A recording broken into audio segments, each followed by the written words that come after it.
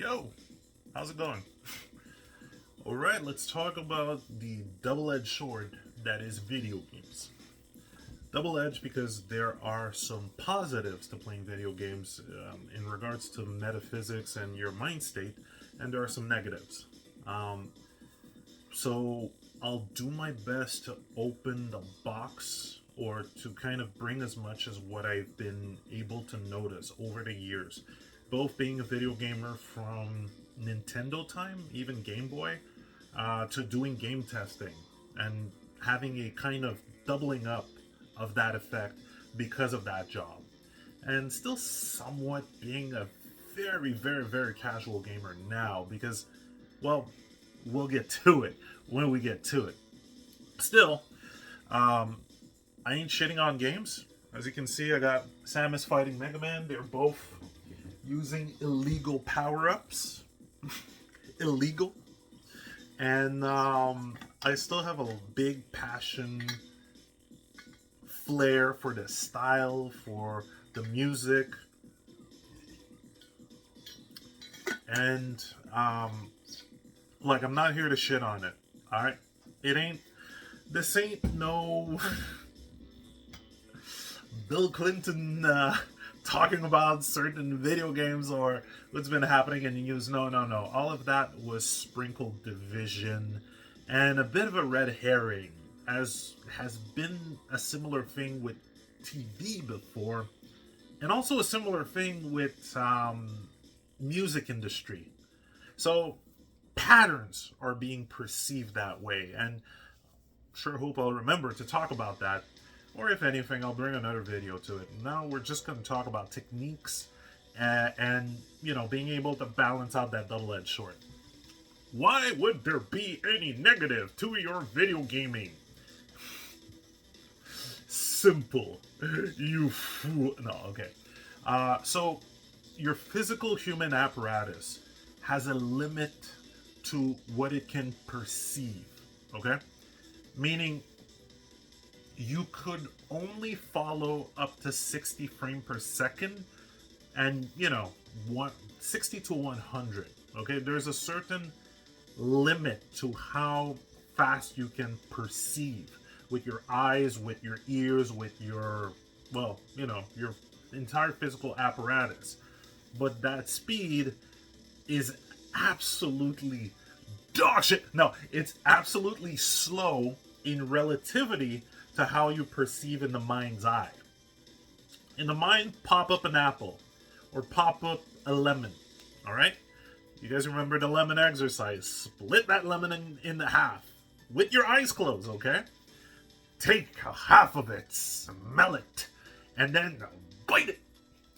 You notice your mouth starts salivating, all right? And all of that was much faster than you going to the kitchen, pulling out a lemon, cutting it in half, and then doing it all physically, okay? Another dot to connect is, again, dreams. In your dream, you believe it's the whole night, or some do, but it could actually happen at the end of the night, like right before you wake up. It is because you're processing as consciousness slash soul, because that's your main seed. Hey, you ain't the avatar. You are the observer of the avatar. Okay. We're going to make some links here. Okay? But just remember, as a soul, you process light speed and then some. Because every time you practice this, it'll get faster and faster. All right? But on the physical apparatus, you're limited, which is normal for now. We'll see. Who knows? But for now, you've got 2 relativity points. All right? Very important that you keep that in mind. That brings us to the fact that if you continuously stay gaming or watching movies or on your social media, oh my god, the music kicks in. Well, then your physical apparatus or your whole state, mind, body, spirit, your whole state becomes used to processing at 60 frames per second, or with the limitation of the physical body. You're not practicing your mind speed enough. You're not upgrading it naturally, okay? And that's a bit of an issue because there's so many things that you can do with this. Now, here's the flip side. What's really interesting and ironic is that we have, being gamers, okay? As gamers, we have slightly worked that mental speed or slightly practiced it unintentionally. Because I'm sure those of you in the fighting game circle, but even when it comes to Dark Souls, you see patterns, you memorize them. You're like, okay, next time you do that, I'm gonna dodge. And at times, you practice it in the mind space. Still counts as practice, and that's a very interesting key tool that you can translate from your gaming to physical life in real life, because it's the same way athletes do it. To beat their score, they visualize that sequence over and over and over, up to a point where the body's neurons, they don't necessarily make the difference, whether it's visualization or living it physically or dreaming. The body often does not make the difference. So you still have what's called in neuroscience neuroplasticity, meaning your brain connects to your body and remembers the movements. Okay? There's some really cool effects that can be done with that. Later on, we'll talk a bit more about that, but just keep that in mind. Gaming is not a loss, all right? Just here to bring both the positive and the negative aspects of it, all right? It is not a loss. You're still getting some techniques. It's about being cautious, okay? Conscious of what you gain and what can be a bit of a disadvantage so that you can balance things out, all right? This ain't gonna be like a chow chow chow ban gaming and blah blah blah, all right? So just making sure, always gotta make sure, because you never know how some people take this, and even then I'm not responsible for you taking it one way or another. At one point I can only lay things down on the table and just offer what's there to be offered, all right? But that being understood, that first point, you being able to mentally repeat, okay? Start noticing how you can apply that to other activities, including art or sports or anything else, all right? Because even in art, oh, you drew a line like this. You felt the pencil on the paper. You heard the sound. Yeah, watch out for headphones, by the way. You heard the sound because it's got to be connected to all senses. You'll see, it really amplifies that mechanic. Still, after you've drawn that line and drawn these things, you can go back in the mind space and kind of go, what do I want? How can I amplify this? How can I push this further? What would be really nice to add to it? You know, all of that can be done in a mind space, and if you are cautious about how you draw and how you process, similar to you observing your game over and over and over, well, then you're able to switch techniques. You're able to kind of ahead of time play with certain ideas, and once you get back on the canvas, it just flows that easily. Really fucking cool, right? All right.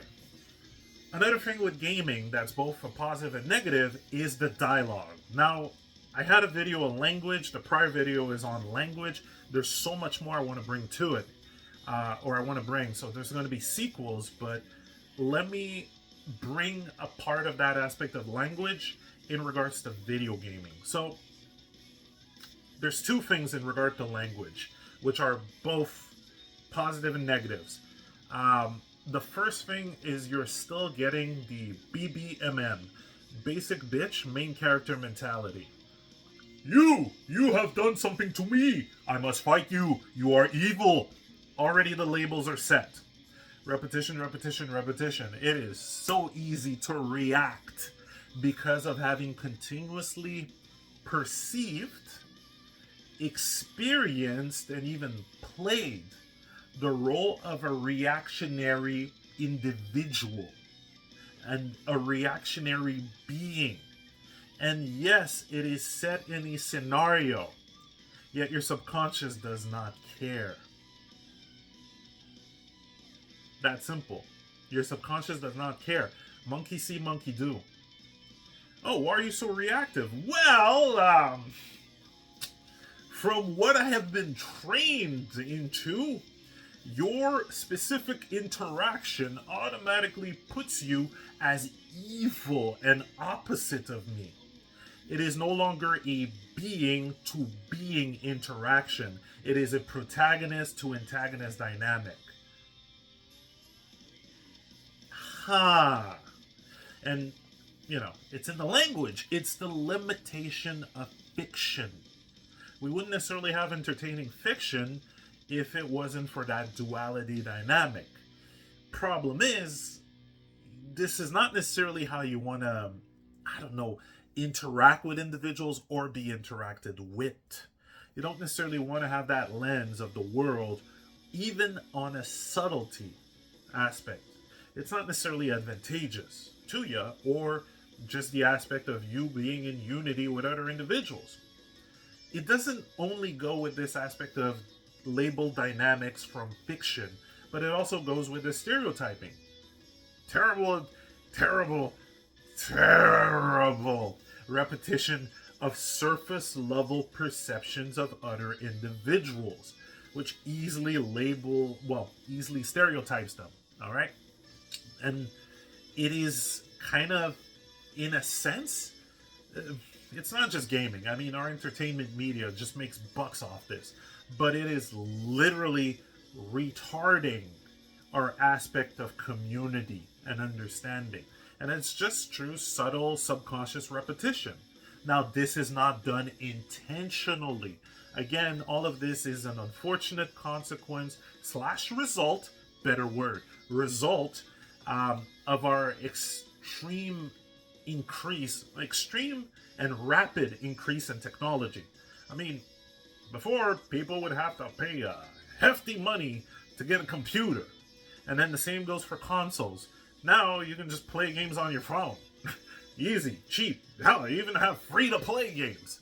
So it's not just that, but then you add on top of that social media, people parroting this kind of habit, which happens. Again, subconscious be subconscious. Please, have compassion. I'm being cheeky with my tonality, but I do not want to condemn individuals. It is something that we did not consciously choose. Then you have the doubling up of our TV streaming. You don't necessarily have to walk to a building to rent a cassette that would only have 5 episodes. Now you can just nom nom nom nom nom, boom, subconscious diet. So again, it is not an intentional thing. It is just an inadvertent effect of that quick rise in technology and abundance of fiction. And with video games, unfortunately, you live as those basic bitch main character mentality. Those surface level individuals. Yes, you pick the controller, and what's in your language when you talk about your last game? Whether it's single player or multiplayer. And this will make you smile. Right. Playing Mega Man X5, I went to fight Zero. And man, this guy was tough. I had to slide, dodge, shoot, and try, cycle through my weapons to see if you had a weak point. Finally found it and wailed on that fucker. I beat him, but I was damaged as well. Pause. Can you spot how I use the language? Can you spot anything in that? Just play with this. Can you spot anything? Okay. I went to fight Zero. Wait a minute. Why did I say I when I'm playing as Mega Man? Or it could be Mario. I was just jumping over this Goomba, making series of jump to keep the momentum so that I wouldn't necessarily be slowing down. I'm just keeping flow state with this, right? Me. No. When you say Mario jumped, Mega Man slid and shoot, right? Careful about that. This is an interesting little thing that was really fun to see and can be bridged towards another. This one I still putting as a grain of salt theory, but there was a reason why we weren't necessarily allowed to talk between boys and girls around the time of video games. There was I feel there was a subtle reason we weren't necessarily allowed to talk between us, that there was this weird separation that was placed. It's because I did notice a lot of most of my female friends until I went into game testing, would be reactionary when they would play video games. And it's kind of like, to me at that time, because I didn't understand, I didn't really have this space, this zone of mindfulness and awareness to the degree that I have now. I always kind of found it odd. Why would you react this way? I just jump, shoot, and that's it, that's all. Until I started to understand that a big key of the feminine principle is nurturing. It's the emotion aspect, but not the surface level way that it's been brought and pictured and stereotyped. No, no, no, no, no. There is much more of an aspect of being the role, being the state, being the emotion. Thus, when attacked, it wasn't Mega Man was getting attacked or Samus was getting attacked. It was them. That's why the reaction aspect of it. Again, grain of salt theory. But I can start connecting the dot back to how we spoke as males. General gamers, okay? How we spoke about our gaming experience, okay? I jump, I shoot, I pogo stick on top of an enemy to hit their hitboxes over and over while they can't stop me. You know? I get angry if I lose. Ooh, that was one that kind of went like, huh, because I was really into fighting games, but way before, I was kind of getting way too deep into it. Taking a loss personally.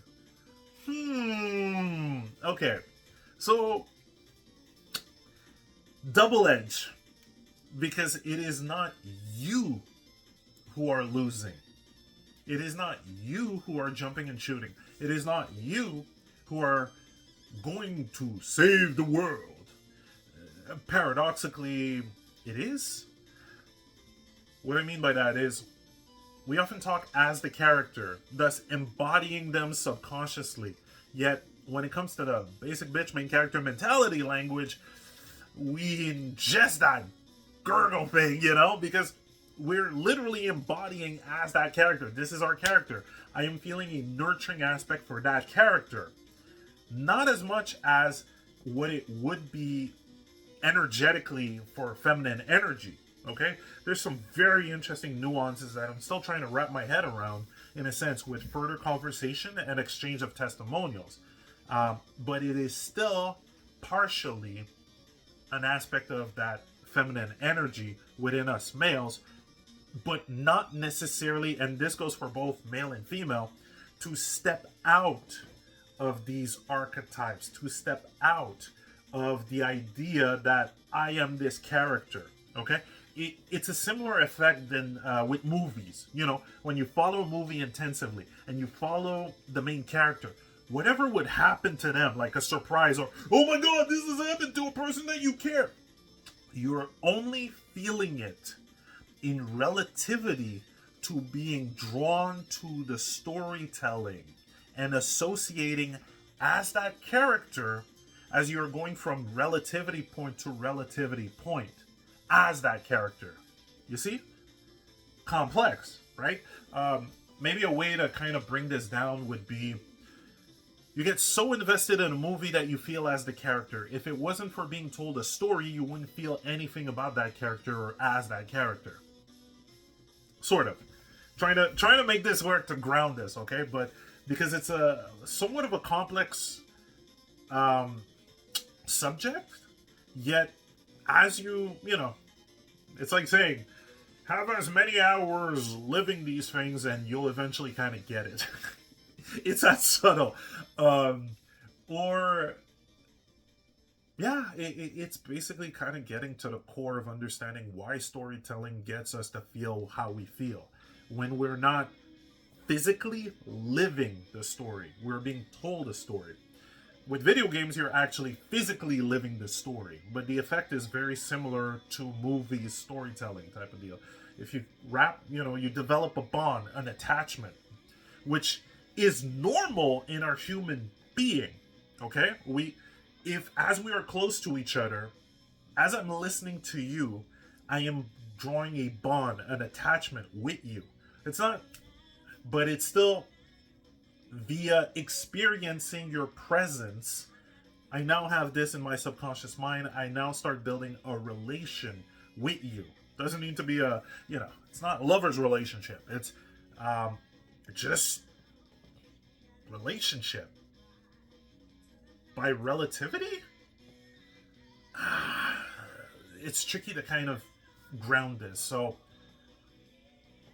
I'll see how I can balance it back at another point. Still, that gets to be a bit of not necessarily a positive effect, because again, you take that kind of mindset, mentality, and language. Now, on the flip side, any kind of archetype that you have played as, experienced, or that you have played as, or experienced their journey, all of that are tools for your toolbox. Things that you can emulate, change, and vary in your own way. Change, remix in your own way, because you're your own unique person. You will never replicate what was done and said exactly the same way. You have a different context. You're a different amalgamation of events. So what's really cool is, you want to play with that a la Robin Williams or Jim Carrey, you can go for it. Another thing, you have different styles that you can flip through because of what you experience. You also get a lot of problem solving tools, because you could say, lived through many simulations, which is what games are. They are simulations of events. They're not a storytelling could also be perceived, or you could say a guided visualization. Storytelling can also be perceived as a simulation. But when it came to video game, we have been primed and raised with problem solving at a much faster pace, as well as customizable, adaptability to certain situations. Because again, you went through multiple games, multiple game types. You had to figure out different puzzles. You had to figure out different kind of ways to tackle on a situation. Or due to storytelling, you were led to discovering new and different ways to tackle on situation. Not all of them are beneficial for Unity. All right, I gotta take out this bloke. Snipe him on the right. Throw an incendiary grenade on the left. Am I even... Okay, well, you would see something else, right? Yeah. But still, not all of it is Unity based, but there's easy ways to kind of mix and match it in the mind. On top of the fact that you can do it at the speed of light. Come on. So, that's really cool.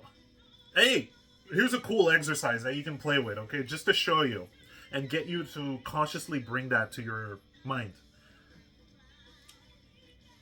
Take the last game that you've played, okay? Start seeing in your mind your last game, your last play session, all right?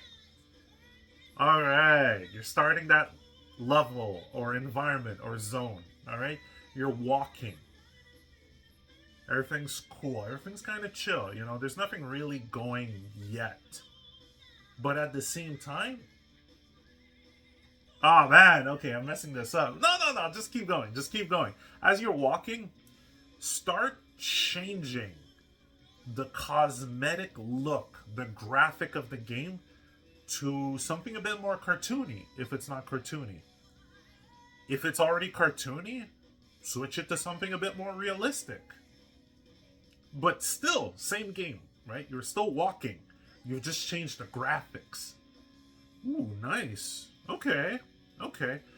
Keep pressing forward on your controller to keep walking with this new style, okay? Change the music. put something a bit more upbeat if it wasn't upbeat, or something a bit more somber if it was upbeat. Okay. All right, you know your control style. Even if you've changed the graphics and the music, you know your control style, right? Okay, cool. Put a completely different game's control style, similar type of, let's say, if a third-person action game, similar game genre, but a different control scheme. So, as an example, if I was, let's say, Street Fighter 6, the open world mode, okay? But I would get into a fight and I would get Street Fighter control. I'm switching those control to Guilty Gear control or Tekken control. How does that look? Could I even change the Street Fighter gameplay to Tekken? All of it can be done in the mind. You're practically pulling off what an AI is doing, using an amalgamation of your unique tools, everything that you've seen, everything that you've perceived, everything that you appreciated and why, and then you're able to blend it in your mind. That's part of that cool shit that we can do for creation purpose. But then there's more. Okay.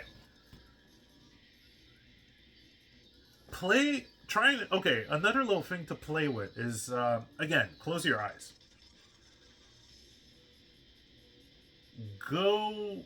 Let's look at whatever third-person game that you're playing. Whether it's a Dark Souls or a hack and slash, you're just walking in a field, okay?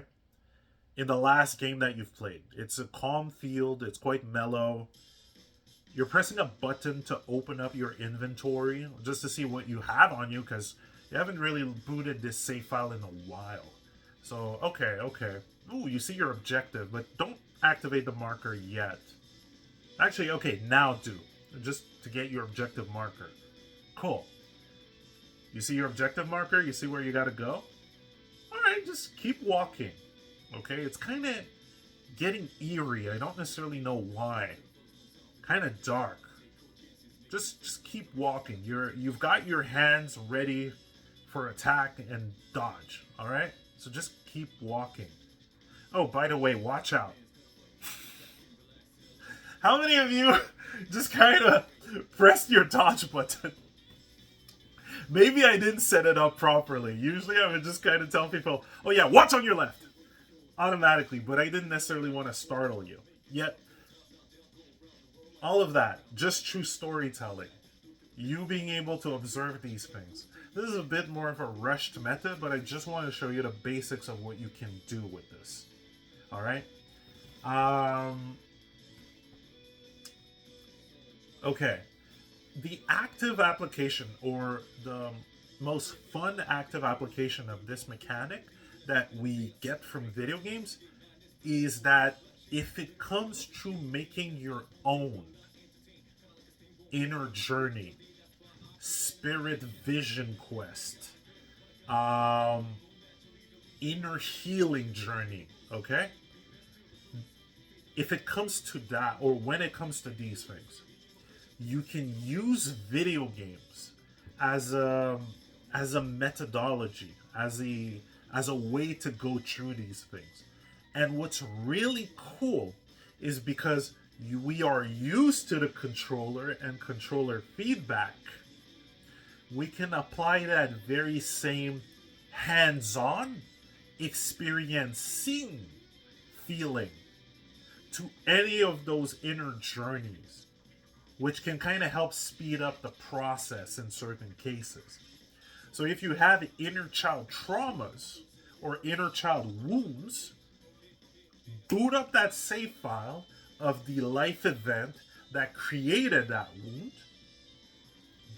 Beep, beep. Be open to live though and feel those emotions, okay? There's a stern warning. Before you open up that save file, you will hit some strong emotions. But if you're able to go through, GG. So, as you're booting this and living it through your first person, have a second window, kind of like a VR, to see it from third person. live the entirety of the event, okay, from both perspectives. And at one point, bring up a prompt, a QTE, a quick time event prompt, to just pause and then process. Open up a menu, whether it is to hug the inner child, whether it is to validate it with words, whether it is to flip the timeline and rewrite the events like a movie or video editor. Use that QTE at your advantage. Okay? But that exercise has to be done in a very quiet place, non interrupted, eyes focused, and you can play with your favorite soundtracks, by the way. That can also help too, because it puts you in the mood, in the zone, in the feeling, right? Similar to when you get really into a game. At times, you won't see time fly. You won't see time pass. You won't even look at what's around you because your focus is literally on the digital world. Which then brings me to another double edge. Well, actually, no. Now I get to talk about the negative part of that edge. The positive part is you can use that habitual, or I guess you can use that habit of using the controller and controller feedback to gameplay response. It's already neuroplasticity. So you can use that, foster that within your inner vision. Or you can even playfully have that in your daily chores. Hell, some people I know who practice this at a higher frame, whenever they do tasks, they do it like a rhythm game. You know, they get points. They have fun. It helps them get into flow state. It helps them make it fun and not redundant. All right, so there's some positives. Now, when it comes for the negatives, well, exactly what was mentioned. Your attention is continuously focused in this box. I have your attention now. Yes! Yes! But literally, your attention's focused directly on the box, only using your sound, your hearing, and your sight. You know, your touch or sensual feedback, and your vision. Okay? You're not using all senses.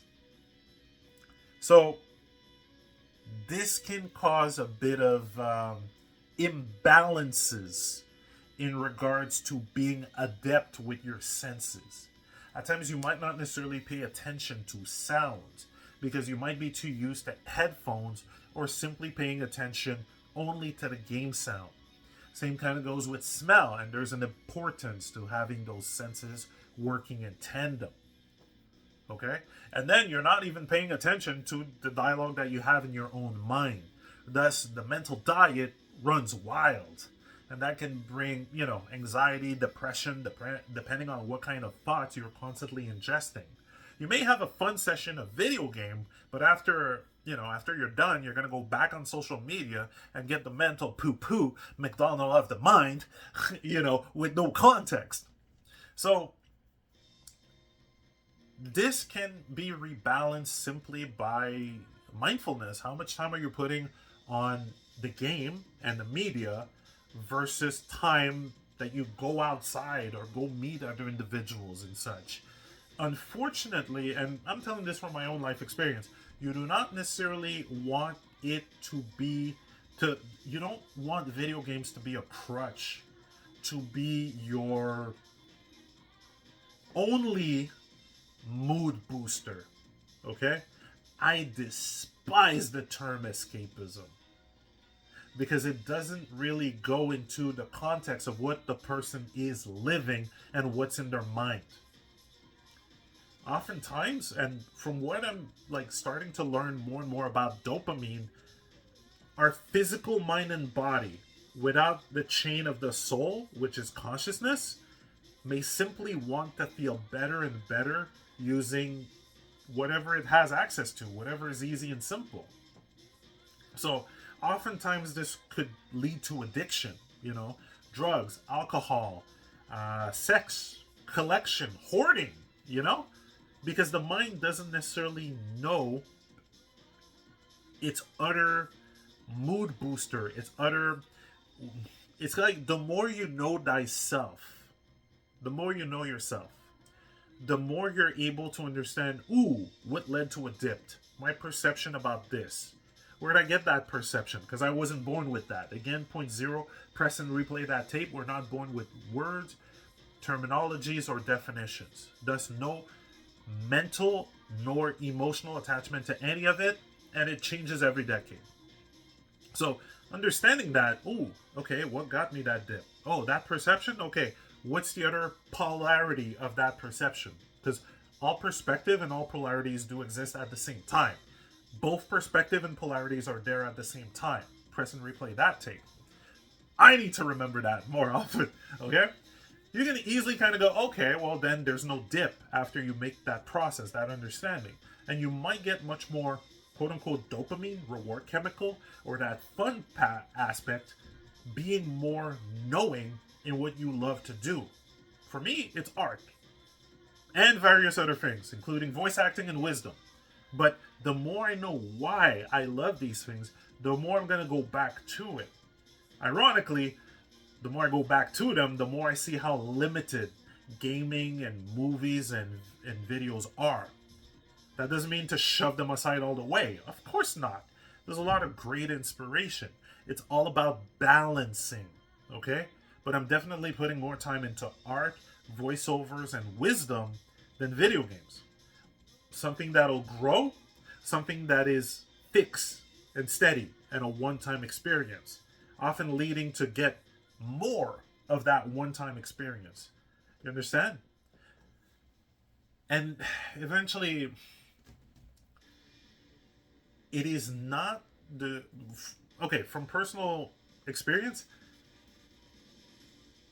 it will never really reach that truest expression of self. Because games have a... Similar to movies, have a limited structure, okay? Like, I also realized when I was playing fighting game and getting mad sometimes, it's like, it's not like this character, whether it is Ryu or Kazuya. Actually, who was my Tekken main? Steve Fox? Whether it's one or the other, I'm not able to fully express myself. How so? Steve Fox, Mr. Punch. I like the style, I like the zone, but I would like to add some of Reina's Taido. I would like to add some of Bruce Irwin's Muay Thai. I would also like to mix the Taido with some Capoeira. Like, I personally want to make those mix. Hey, I would also add some Jeet Kune Do to it. Can I do that in Tekken? No! Street Fighter. I want to mix some of Laura's electricity projectile with Manon's 5 grabs, with Ken's Kara Tros, and do I still want... Yeah, I do want like that freebie anti-air, so I do want the Shoryuken. I do want Zangief's 360 grab from Massive Power. Yeah, I already took Manon's grab with the 5 rings, but I want to pile it up with Zangief too. Would I want the stretchy lib? Nah, doesn't really go with me. But I do want the Yoga Teleport. Oh, and give me a Raging Demon, but for positive and good. Can I do that in Street Fighter? Not really. Not to that extent. And even then, I could slot moves, but I can't necessarily slot variation of attack style and normals. You see what I mean? A full self-expression would be a complete shape and molding to the degree that works with me, that pleases me as an individual. But I am constrained and refrained, or, well, I'm constricted into these molds, which is not true self-expression. So it's understandable, it is the limitation of what's being given. Like, I'm not saying, developers, you must now follow these rules or you are done. No, that was old school mentality. Never really worked. You saw what happened with, well, you saw 2 phases of it. The hearings, you know, ESRB hearings, and then you saw what happened with social justice going AWOL. Doesn't work like that. Do not blame the artist for the constrictions of the medium and also the trends, because some think that the only way they can get paid is by following those trends. So it's all right. But take an active decision not to leave your self expression behind. Leave your knowing of thyself behind. Don't take such a decision. It makes no sense. You'll eventually reach a cap, a peak to what kind of gameplay mechanics and scenarios you can experience without it being redundant. Okay? It's all right. It happens. It is what it is. It is. So go create your own and have fun. And you don't necessarily need to do it on the physical. Why are you going through journeys? To gain experience. Why do you gain experience? Because you grow. Why do you grow? Well, it's kind of fun. You can do things a tad bit more effectively. Well, not a tad bit more. Sorry for that. You can do things a bit more effective. You can do things more effectively. You can have much more joy in your life. Understanding why you have this joy. How do you blend and merge these different aspects of styles within your own being? You know? And whatever storytelling that you create in the mind or live or experience, whether it's in the mind or in a video game or in a movie, always brings you an aspect of growth, newness. This is something that we seem to love, cherish as human beings. And grain of salt theory, it seems to be the soul's nature. Like, if I were ever to say and use that forbidden line, human nature, because every time people brought up human nature, we kill each other, punk ass bitch. I have no respect for individuals that say that just like that, you know, because they're looking at a past level of consciousness and then putting their current judgment on people, the current people now. They're putting their judgment on the current people now based on a past level of consciousness. I was harsh, but I'm like, I'm not a fan of that habit, that attitude. They'll say, oh, it's human nature to destroy. F you. If you're one of those, I do not mean to be insulting. It is just a peeving aspect to me. Because it's illogical. It's like, I'm gonna judge everyone now based on what used to happen when I wasn't there, what I've been told about, you know? And fully understanding that we have grown far away from that, what we were told of that level of consciousness, which you can kind of logically, you know, connect the dots. You know, to say that is just... But, going back to nature, to that grain of salt theory... It's still grain of salt, but hey, fuck it. Who knows? It might be confirmed in a couple of years or months. Who knows? But I feel that the soul, its goal, its thrill, its nature is growth. And this personal experience, but also poking from near-death experience testimonials, channelings, various individual channelings. Yeah, like soul-wise, growth is our thrill. And not being in the physical state, if you were simply a soul without a physical body, thus you wouldn't necessarily be able to coherently have different relativity points, you know, which would give you a sense of growth, expansion, or linearity of timeline, then you'd be stuck in the dream state where things would just pop instantly. And there's not that satisfaction of having gone through the iterative process to get to another point of relativity to then experience growth. It would be similar to an AI. AI does not have growth. It precedes images and text procedurally. Did I say it right? It creates text images procedurally in the moment. But there's after that it's just gone. It's done. You can start another conversation. It's like, oh, blink. Okay, yeah, hey, how's it going? Hi. I don't remember. I wasn't, until you prompted me, I was not there. So there's no progression. Similar to, well, hey, once this video's done, I blink out of your existence.